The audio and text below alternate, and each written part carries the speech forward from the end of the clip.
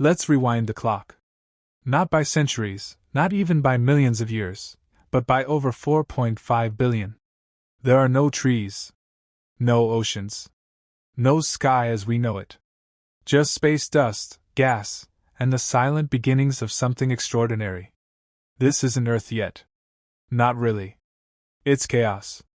But out of that chaos, something is forming.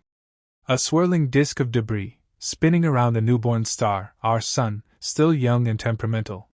It hurls out solar winds and bursts of radiation like a wild child throwing tantrums. Within that disk, rocks slam into each other. Over time, they stick. They clump. They snowball into a bigger and bigger mass. Until finally, after millions of violent collisions, Earth is born. But don't picture the lush blue planet we know. The early Earth? It's a hellscape. Literally. Molten. Boiling. Explosive. Volcanoes erupt nonstop. Meteors crash down with the force of nuclear bombs. Entire chunks of the planet's surface melt and churn like soup in a blender. The air? Toxic. Dense with carbon dioxide, methane, and sulfur, a cocktail no living thing could possibly breathe. And yet, in this burning chaos, the foundation is being laid for everything to come. But how do we know all this? We can't exactly dig up fossils from the Earth's first billion years. Most of that rock has been melted, crushed, or recycled by the planet itself. Instead, scientists turn to clues locked in zircon crystals, microscopic time capsules hidden in ancient rock. These zircons are billions of years old, older than any mountain, older than any ocean.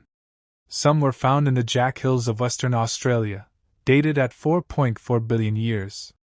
And here's the twist: these tiny crystals hint at something shocking. Water. Liquid water. Maybe even oceans. On a planet that should have still been cooling. That changes everything. Now, just when Earth is starting to cool and crust over, something catastrophic happens. Another planet, yes, a literal planet, smashes into Earth. We call it Theia, and it was about the size of Mars. The collision is apocalyptic. A giant chunk of Earth gets blasted into space. Molten rock and debris rain down.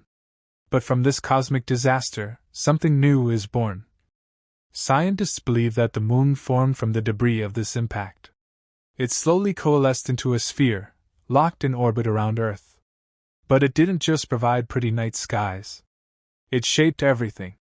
The Moon stabilized Earth's tilt. Without it, our climate would wobble wildly. Seasons would be erratic, extreme. The Moon also stirred Earth's early oceans, when they eventually formed, helping mix nutrients and perhaps, just perhaps, giving life a better shot. In other words, we owe a lot to that glowing orb in the sky.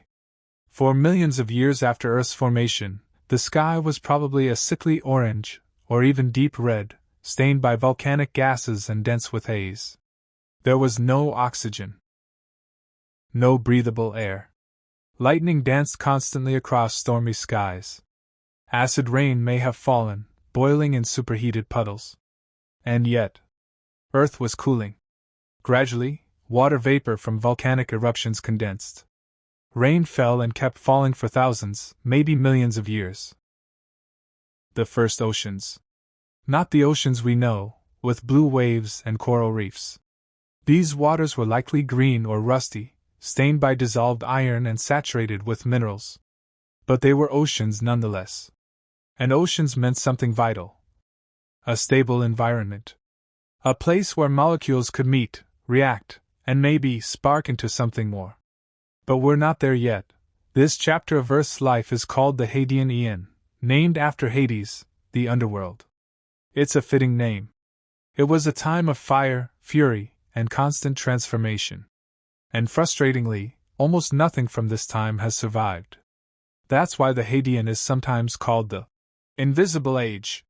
We have no solid rock layers, no fossils, no obvious signs of life. It's like trying to reconstruct a movie from a few burned frames of film.